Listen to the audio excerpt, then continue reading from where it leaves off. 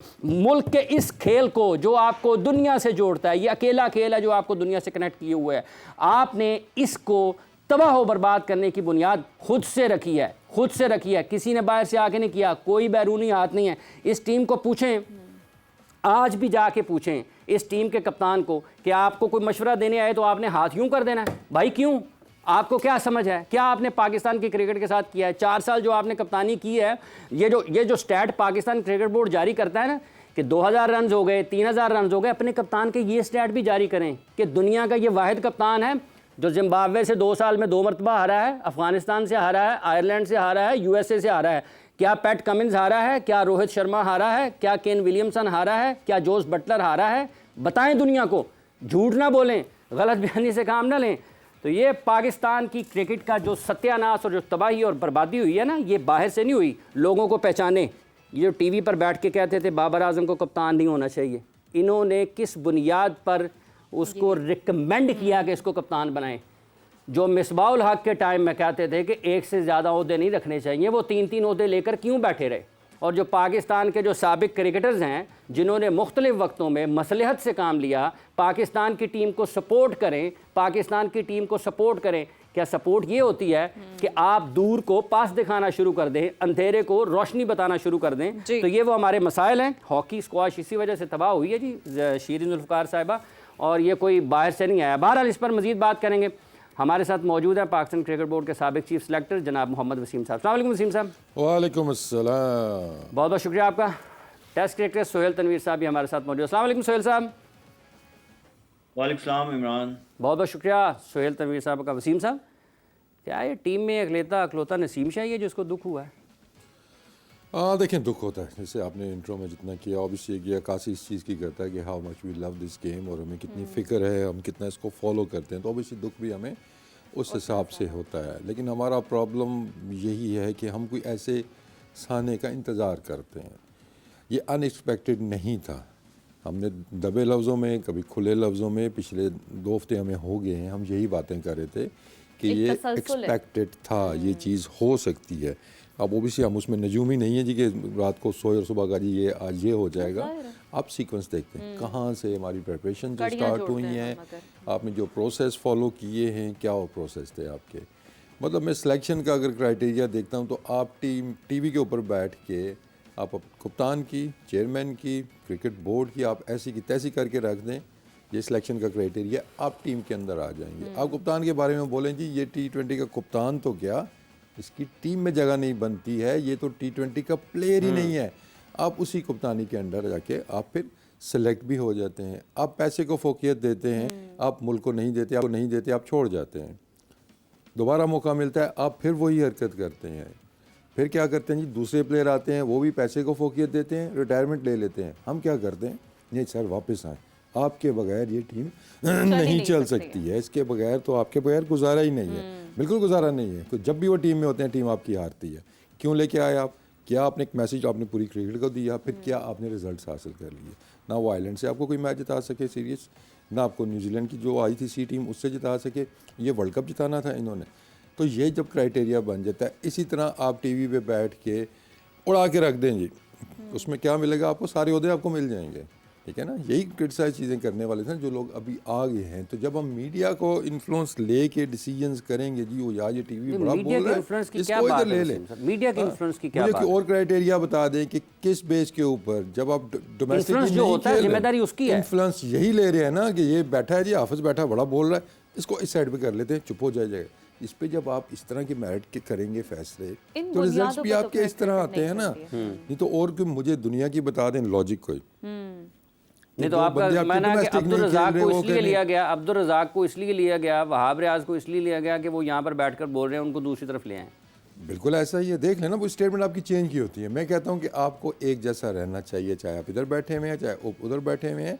और बात फिर वही है कि जब आपकी प्रिपरेशंस ऐसी चल रही थी कि हमें क्यों फिक्र थी कि आपकी 15 नहीं बन रही, आपकी 15 नहीं बन रही, ये आप रिजर्व भी नहीं लेके गए, अपनी अंदरूनी जो लड़ाइयाँ आपकी चल रही हैं उस चक्कर में, ठीक है। आपने ग्रुपिंग के नाम पे नाम नाद जो नाम उसके ऊपर आपने सिलेक्शन शुरू कर दी, आपने कुछ लड़कों को बाहर निकालना शुरू कर दिया।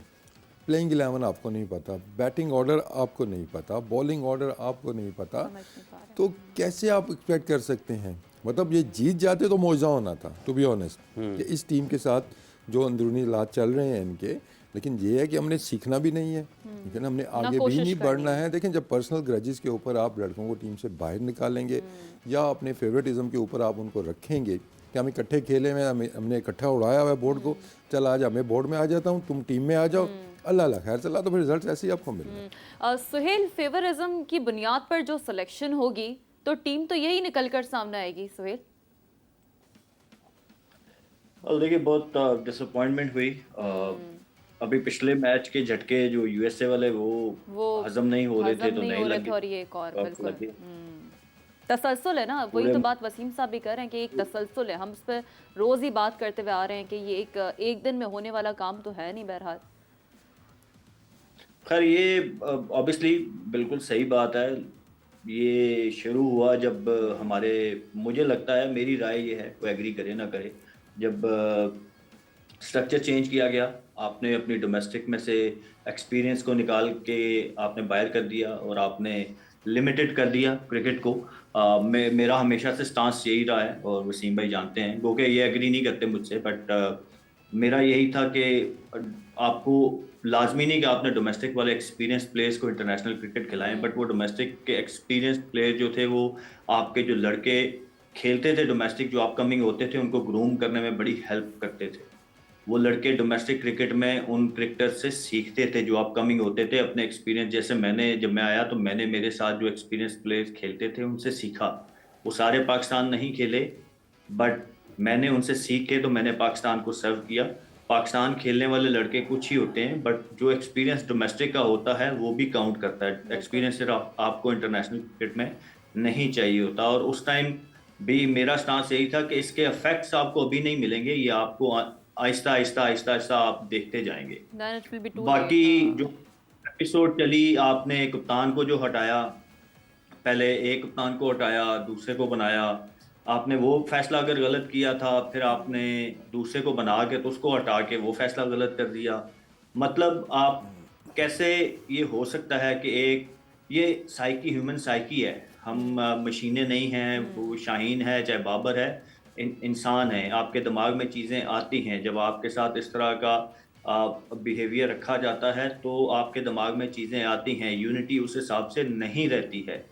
तो ये रिजल्ट्स ऑब्वियसली एज वसीम भाई सेड कि ये चीज़ें बन रही थी, और रिजल्ट ऐसे ही आने थे जब आपने चीज़ों का सारा, हर किस चीज़ पे हम बात करें, आप सिलेक्शन की वसीम भाई ने बात कर दी, मतलब हर चीज़ में आपको खराबियां नज़र आती हैं। आपकी प्रिपरेशन क्या थी, आप गए, आपको नहीं पता आपके बेस्ट 15 क्या हैं, आपकी बेस्ट 11 क्या है। आप एक मैच के, हर मैच में तो आपकी तब्दीलियां हो रही हैं, आप चाहे आयरलैंड से देखें, आप इंग्लैंड में देखें, बाकी टीमें जो हैं वो एक सेटल प्लान लेके अपने बेस्ट 11 उन्होंने माइंड में बनाई होती है। यस, कंडीशन को देख के और चेंजेस होती हैं, कोई एक अदर चेंज होती है, बट नॉर्मली हर टीम की फॉर्मेशन बनी हुई थी। बट हम कहाँ स्टैंड कर रहे थे, तो उसका रिजल्ट आपके सामने है। चीज़ें ये ओवरनाइट नहीं हुई, एक मैच हो गया, मैंने आगे कहा चलें, बंदा कहता है यार ओके, हो जाता है, क्रिकेट है, हमने खेली, हमें पता है, बुरा दिन आ जाता है, प्लेयर पे भी, एज ए टीम भी बुरा दिन आ जाता है।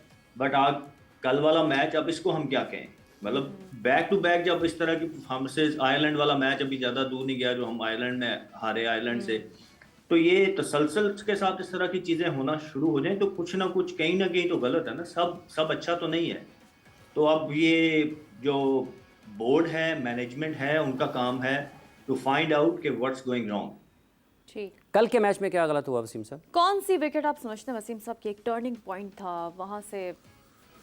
वो देखें, ठीक तो उतना कुछ भी नहीं हुआ आपके जी कि ये ठीक था और वो ठीक था। ठीक है, अगर हम बॉलिंग को भी देखते हैं, अगर हम के टैक्टिक्स की हमने बात की थी, हमने कप्तानी की बात की थी, तो 120 रन हमने, सुहेल ने भी ये जिक्र किया था और मैंने भी कहा था कि anything over run a ball या रन अ बॉल आपको मुश्किल हो सकती है इस पिच के ऊपर।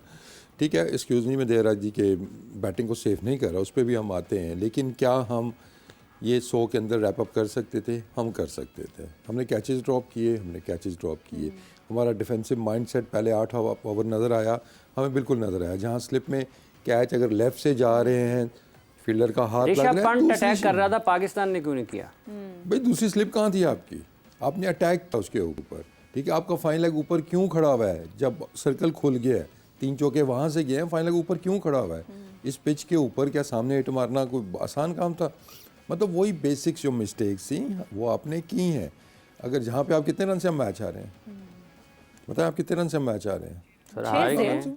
6 रन से आ रहे हैं, ठीक है। बहुत ही क्लोज तो अब आप अर्शदीप ने कितने रन किए हैं? अर्शदीप ने कितने रन किए हैं? अब आप आखिर में जो सिराज ने कितने रन किए हैं? वो जो 15 रन हैं वही आपको ले डूबे हैं ना, वहाँ पे आप सुकून से होगे, ठीक है। आपने वो गलतियाँ की, दोबारा आपने दोहराई गलतियाँ आपने। फिर बैटिंग के अंदर आते हैं कि हमने यहाँ कल क्या कहा, 6 ओवर क्रूशल है, क्योंकि एक पैटर्न हमें टीवी पे नज़र आ गया कि 6 ओवर में रन ज़्यादा बन रहे हैं, बॉल अच्छा आ रहा है। हमने 1-2 बॉलों पे इंटेंट नजर आया, 6 ओवर में फिर 35 रन किए। वो खतरे की पहली घंटी थी, खतरे की क्योंकि पहली हम वो घंटी live थी, बैठे 6 थे ओवर्स उस time में पे। खतरे मैंने कहा की था दायरा खुल गया, अब चैलेंज आएगा आपके लिए। उससे पहले अगर आप 15 रन और जोड़ लेते, एक विकेट बेशक गिर जाती उसमें, लेकिन आप गेम से आगे रहते। हमने गेम से आगे जाने की कोशिश नहीं की, हम पीछे रहे। फॉलो करते रहे जी, हम फॉलो करते रहे। अब यहाँ पर हम लेते हैं वक्फा, वक्फे के बाद आएंगे और फिर कल के मैच पर गुफ्तगू के सिलसिले को आगे बढ़ाएंगे।